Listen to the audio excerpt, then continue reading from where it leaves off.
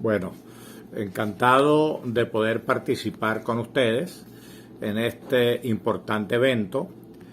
Pido disculpas por no acompañarlos de manera física, pero igual estoy entusiasmado pues, de poder participar. Agradezco a mi amiga Angelita Virela por la invitación. Deseo todo el éxito a este evento y un gran abrazo a mi amiga Morelva, que comparte con nosotros en esta mesa como ponente, ¿no? Se me ha asignado un tiempo determinado para hablar de la democracia en un sentido general. Vamos a tratar de establecer algunas líneas de reflexión compartida. Lo primero que hay que entender es que la democracia no es un sistema perfecto, como no lo es ningún sistema de gobierno. Inclusive en el pensamiento político clásico de los filósofos griegos, la democracia no era bien vista, porque se temía que pudiera establecerse una especie de tiranía con apoyo de la mayoría en función de la demagogia, que hoy también le agregamos la palabra populista, o sea que esto no es ninguna novedad. O sea, los que engatusan a las masas o a las mayorías y las manipulan. Entonces es un sistema imperfecto, como todo sistema político, pero tiene una ventaja y una diferencia con respecto a los otros sistemas políticos.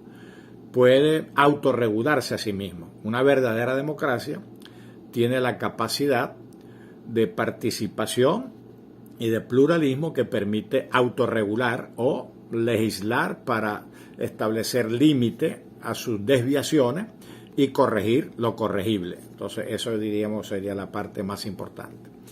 En segundo lugar, cuando hablamos de la democracia en Grecia, es donde existe el primer texto, Tucídides, que pone en boca de Pericles el concepto de democracia, ciudadanía, etc. Realmente son contextos y realidades totalmente diferentes. Para empezar, era una sociedad esclavista y la ciudadanía estaba reservada a una minoría.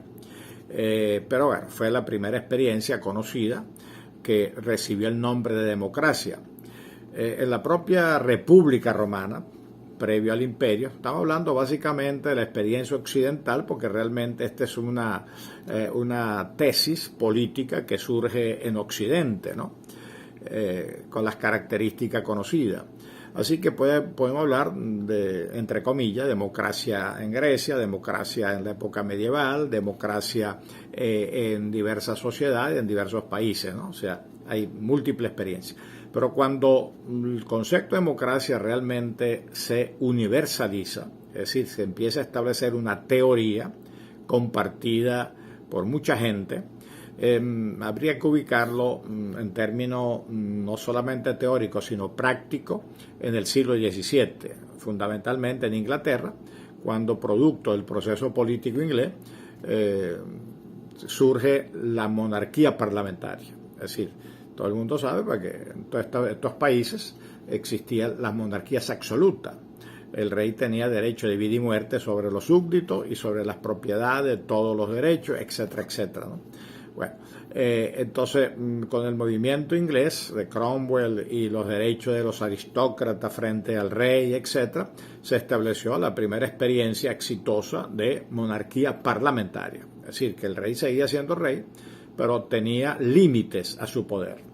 Y este es un concepto básico, porque el problema de la democracia es qué límites desarrolla una sociedad para controlar el poder, para que el poder no sea ejercido por una sola persona o por un grupo muy pequeño y que se representa solo a sí mismo y no representa al conjunto de la sociedad.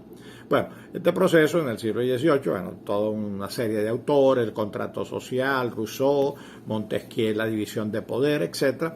Pero el mensaje de fondo, repito, era dividir el poder para evitar sus excesos y que no se concentrara en una sola persona. O sea, evitar a toda costa la tiranía, la dictadura o cualquier tipo de ejercicio autocrático o personalista del poder. Entonces viene a final del siglo XVIII la independencia de los Estados Unidos, que es la primera república democrática, así definida en su propia constitución, que se crea en la historia humana. y muy influida, lógicamente, por las ideas de la época de Inglaterra y Francia, ¿no? Poco después viene la Revolución Francesa, que también plantea el debate entre monarquía parlamentaria o república. Termina prevaleciendo la idea republicana, se crea la República Francesa dentro de una situación muy difícil de conflictos internos y externos. Bueno, y en ese proceso, la gran paradoja es que de ese proceso de libertad y de desarrollo del poder democrático surge un emperador, o sea, Napoleón, heredero ideológico de la Revolución Francesa, termina estableciendo una monarquía absoluta, ¿no? Bueno, su tiempo duró muy breve, hasta que fue derrotado, puesto prisionero, etc., ¿no? Bueno, todo el siglo XIX en Occidente, especialmente en Europa, se debatió cómo limitar el poder autocrático de los reyes, cómo pasar de monarquías absoluta a monarquía parlamentaria y eventualmente crear repúblicas. Todo ese proceso crea un modelo, a finales del siglo XIX y en el siglo XX, crea un modelo que estaría caracterizado fundamentalmente porque la soberanía ya no descansa en Dios ni en ningún principio extrahumano, sino descansa en las personas, en la gente, en el ciudadano. Todos somos iguales ante la ley y todos nacemos libres, que son las declaraciones de independencia en la Constitución norteamericana y en la Declaración francesa, ¿no?, de la Revolución. Entonces, si todos somos iguales, todos nacemos libres, pues nosotros somos el soberano. El soberano es el ciudadano y que se constituye en cuerpo electoral y elige en todas las situaciones posibles, ¿no? Y de ahí surge entonces la división tripartita del poder, tesis que desarrolla Montesquieu, y poder, contrariamente a lo que se cree en Venezuela o en países como el nuestro de tradición personalista, autocrática, el poder más importante, todos los poderes son iguales, o sea, son poderes separados en equilibrio, ese es el principio. Pero en la práctica se sabe que hay una contradicción, o puede haber contradicción entre un poder y otro. Entonces se crea un poder árbitro, que es el poder judicial, el guardador de la Constitución y el guardador del respeto a las leyes y el que establece los límites a través de leyes, del poder ejecutivo y del poder legislativo. El poder legislativo que legisla, que elabora las leyes en representación de todos los ciudadanos, y el ejecutivo, el ejecutor. Si este esquema teórico se cumpliera, no habría problema, porque habría un equilibrio de responsabilidades, porque el poder se pervierte en la medida que se concentra en una sola persona, un solo grupo, una sola institución. Entonces, la idea básica de la democracia en este caso sería que el poder sea compartido por vía legal e institucional. En la práctica sabemos que esto siempre tiene problemas y por eso las crisis de gobernabilidad, las crisis políticas, sociales, etcétera, van reflejando los procesos políticos en cada país de manera determinada. Con el tiempo, en el siglo XX, apareció el cuarto poder, o sea, se identificó la opinión pública expresada en aquel momento, básicamente por la prensa, como el cuarto poder. Y ya a finales del siglo XX y actualmente en el siglo XXI, hay consenso que hay un quinto poder, que realmente es el poder que tiende a dominar, que puede secuestrar un sistema político, un sistema de gobierno, y que tiene que ver con el dinero. O sea, los poseedores de dinero, de riqueza en un sentido general, terminan secuestrando el poder.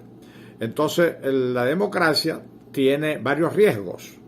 El riesgo de la demagogia, que también podemos llamarlo populismo, todo conocido, fenómeno muy recurrente, que le da el poder, demasiado poder a una sola persona. Después viene la desviación oligárquica, o sea, un grupo pequeño de personas ejercen el poder y la influencia. Aquí en Venezuela, en términos criollos, lo hablamos en el caso de Adey Copey, hablábamos de la cogollocracia, porque en teoría gobernaban básicamente los dos partidos, y tenían influencia la institución militar, la institución eclesiástica, etcétera, pero en la práctica terminó limitándose a dos líderes o a un grupo pequeño de líderes, ¿no? En la primera fase, bueno, Adera Betancourt y Copey Caldera, URD Villalba. Después hubo disputa por el poder y ahí venían las divisiones. Pero siempre había un comité político, un comité ejecutivo que realmente ejercía el poder, muy pocas personas, ¿no? Y la otra desviación es la oligarquía plutocrática, es decir, que ya el poder realmente lo ejerce de manera visible, directa, indirectamente, etcétera. O sea, los poseedores de dinero y bienes, ¿no? Entonces, fíjese, la democracia tiene el riesgo de que no haya realmente una división de poder, como está ocurriendo actualmente en Venezuela, a pesar de que la Constitución exige la división y equilibrio de poder. Entonces, hemos tenido gobiernos autocráticos, autoritarios, en las últimas décadas. Tenemos el problema de que todos estos poderes están subordinados, el poder judicial, legislativo, etcétera, al poder ejecutivo, a quien ejerce el poder ejecutivo. Tenemos el problema de que a la prensa se le agregaron los medios, y a pesar de que en los medios puede existir la censura o la autocensura, hoy en día las nuevas tecnologías prácticamente han establecido un monopolio informativo a nivel multinacional. Entonces, por eso hoy cuando uno consulta cualquier medio de comunicación, en las redes, etcétera, no sabe realmente qué es verdad, qué es mentira, qué está manipulado, partiendo de la sospecha de que casi todo está manipulado y buena parte es simplemente una mentira, ¿no? Bueno, eso va creando dificultad a la democracia, porque se pierde la transparencia, se pierde el control de la opinión pública, se pierde la confianza entre el representado y el representante, ¿no? Entonces, bueno, como ustedes ven, la democracia pues siempre está sujeta a agresiones, transgresiones y está en peligro. Por eso se dice que nunca conquistamos totalmente la libertad, nunca conquistamos totalmente un sistema democrático. Por eso hay que ser vigilantes, discutir y seguir avanzando en estos procesos, ¿no? Además, hoy en día la democracia tiene un desafío enorme, porque todo se ha complicado. Digo hoy en día, en el mundo, en el siglo XXI, lo que se llama la sociedad compleja, la economía compleja, la globalización compleja. Es decir, todo está interconectado. Anteriormente, un sistema político y de gobierno prácticamente dependía de las circunstancias internas de un país, de una sociedad. Hoy en día no. Hoy hay factores externos que pronto llegan a tener más importancia que los factores internos sobre los factores de gobernabilidad de una democracia, ¿no? Y eso ha creado una gran confusión. Por eso algunos autores están hablando de la democracia compleja para un mundo complejo.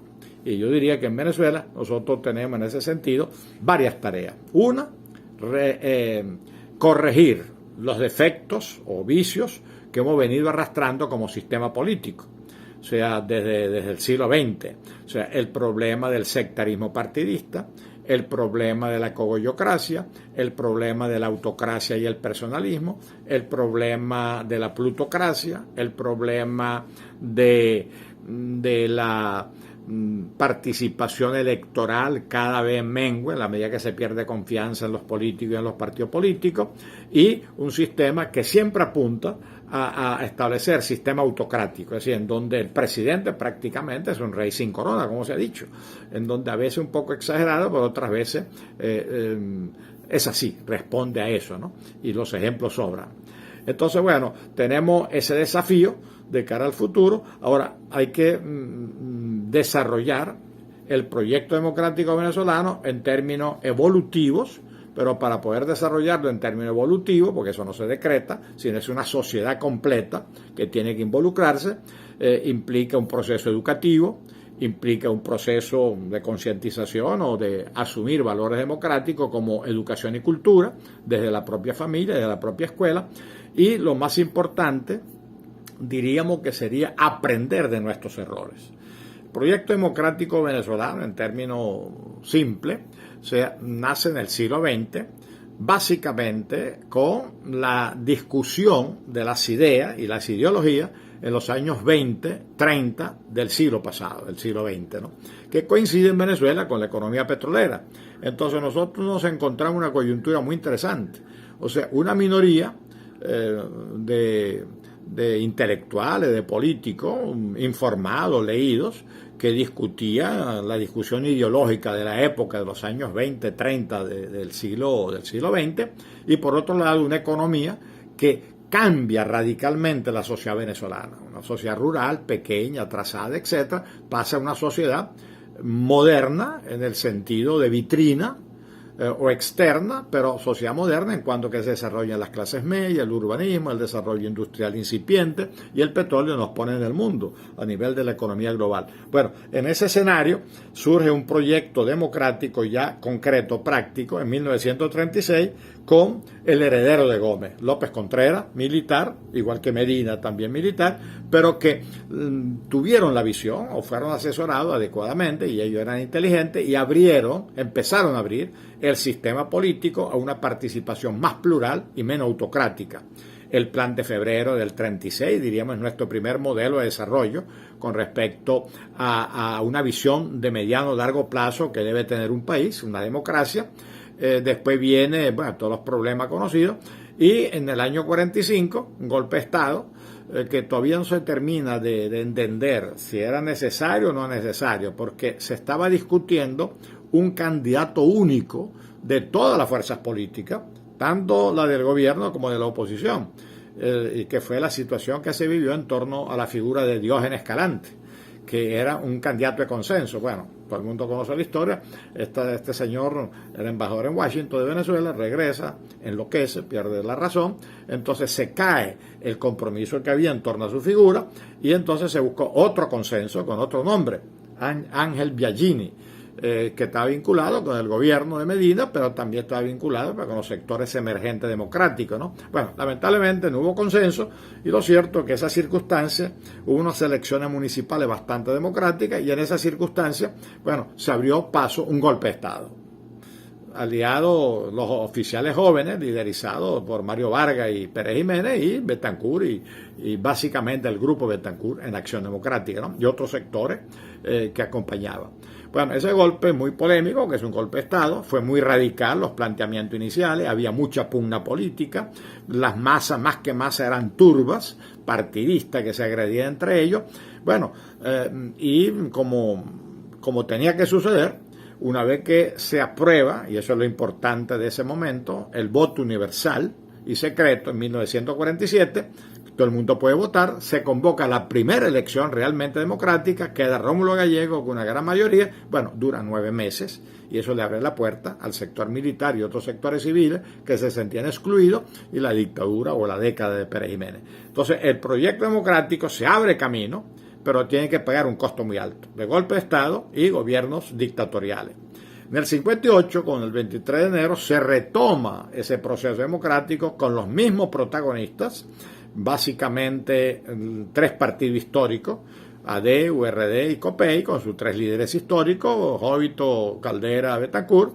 Se encuentran en el 57 en Nueva York para un acuerdo político frente a la dictadura, y eso permite después derrocamiento del dictador con apoyo a las Fuerzas Armadas, y el pacto de Punto Fijo, que fue un pacto de gobernabilidad. No importa quién gane, vamos con candidato propio, pero gobierna con los demás, y que era lo sensato. O sea, el pacto de Punto Fijo se le ha descalificado, pero realmente fue un acto de lucidez política. Para gobernar hay que tener gobernabilidad, y para tener gobernabilidad hay que tener consenso. Y en ese momento el consenso era básicamente esos 3 partidos políticos. El Partido Comunista, lamentablemente, está al margen, porque ellos están en la línea, vamos a llamarla subversiva, se suman al movimiento castrista de Cuba, imitan unas incipientes guerrillas que realmente nunca tuvieron mucha importancia y tampoco pusieron en peligro la democracia, pero se pone al margen, ¿no? Bueno, la democracia tuvo, diríamos, un protagonismo importante, porque más o menos las elecciones eran creíbles,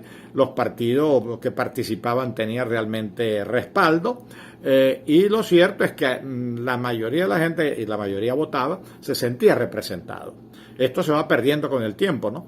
Y en ese momento nosotros tenemos el segundo presidente electo democráticamente, Rómulo Betancourt, el primer presidente que termina el periodo presidencial, porque Rómulo Gallego no lo había podido terminar, el primer presidente que le pase el gobierno a otro presidente electo democráticamente, Raúl Leónez, y el primer presidente que gana una elección al partido de gobierno, que fue el caso de Copey y Caldera. Entonces, como usted ve, en ese momento se ha consolidado un proyecto democrático en Venezuela. Hay conciencia política, hay participación, hay organización, y eso se va reflejando en el gobierno. Bueno, después viene el problema de la economía, del boom petrolero, los sectores poderosos enloquecieron, ahí hicieron enloquecer a parte de la sociedad, y bueno, ya vino la decadencia, diríamos, la crisis de la élite partidista, que dura 20 años, que después empieza la conspiración de Chávez, los golpes, intentos de golpe en el 92, y por último la crisis económica, la crisis social más que la crisis política terminó